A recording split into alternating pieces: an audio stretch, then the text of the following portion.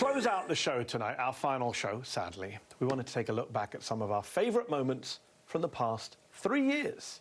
Roll the tape. Welcome to a new show here on MSNBC.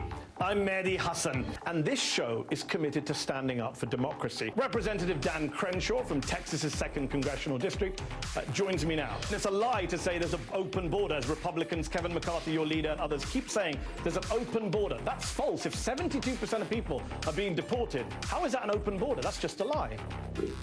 Well, the vast majority of people are in these family units that do not get deported. There's also at least 1,000 a day. Just got off the phone with Border Patrol. War crimes do not constitute and are not an appropriate response for other war crimes. Are you united on not saving McCarthy?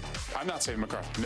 No, that's it. He created this problem and he can find his way out. Our country, its foundations are built on people coming here to find an opportunity to escape religious persecution. Senator Bernie Sanders, Senator Elizabeth Warren, Senator Schumer, Senator Whitehouse, Senator Van Hollen, Democratic Senator from Minnesota, Tina Smith, Miles Taylor, thank you for joining us on the show. You were Chief of Staff to Kirstjen Nielsen at the Department of Homeland Security during the child separation controversy. Would you like to apologize tonight to the parents and kids whose lives were permanently damaged by family separation during that Trump first term? We are at this moment on a road to hell. The world, in terms of climate and in terms of nuclear war possibilities, there should be, I think, a global emergency. But as Greta Thunberg keeps pointing out, it's just people are not rising to that challenge. Greta Thunberg, thank you so much for joining me on the show today. Imran Khan, thank you for coming on the show. Noam Chomsky, thank you as ever for your time. Appreciate it. We should thank black women for doing what a bunch of white guys have failed to do for years. Hold Donald Trump, hold a former president accountable for his alleged criming. John Legend, thanks so much for joining me on the show tonight. Michael Moore, Judd Apatow, thank you so much for joining me. What was it like to be back on screen as Luke Skywalker? Well, kind of back on screen, aided by CGI in the TV series The Mandalorian on Disney Plus after all those years. I mean, I literally, like many, whooped out loud when you arrived in that fight scene in the season 2 finale.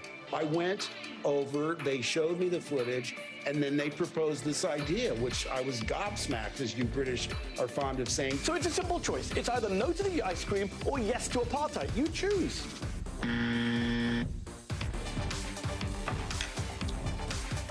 This is the time where they will understand. Come on. Oh, God. It is past their bedtime, and so it's like 8:30. They're supposed to be I've always been paranoid that my daughter would do that in my home studio. She hasn't, but you have. Yeah. You said to me that if France beats England, I have to eat a croissant. But I lost, so I eat the croissant. Over to you. There's no justice in the DC comics. Superman destroys innocent people. Is it not called Justice League? Zod. How many buildings? Doesn't matter. Is it not called the People's Democratic Republic of North Korea? It doesn't make it democratic just because you give it a nice name. People sometimes say journalists shouldn't be biased. No, journalists should have a bias towards democracy. We should be proudly pro-democracy and proud to call ourselves Democrats, small d Democrats. Whew. It's been an absolute blast doing this live show on MSNBC for the past 3 years with an amazing team of producers behind me and with all of you watching at home. It's been a privilege, it's been a pleasure. But as we begin 2024, with an election coming, a war still ongoing, and too many Trump trials, honestly, to even keep track of, and with this show going away, I've decided that it's time for me to look for a new challenge. Tonight is not just my final episode of The Medhi Hasan Show. It's my last day with MSNBC.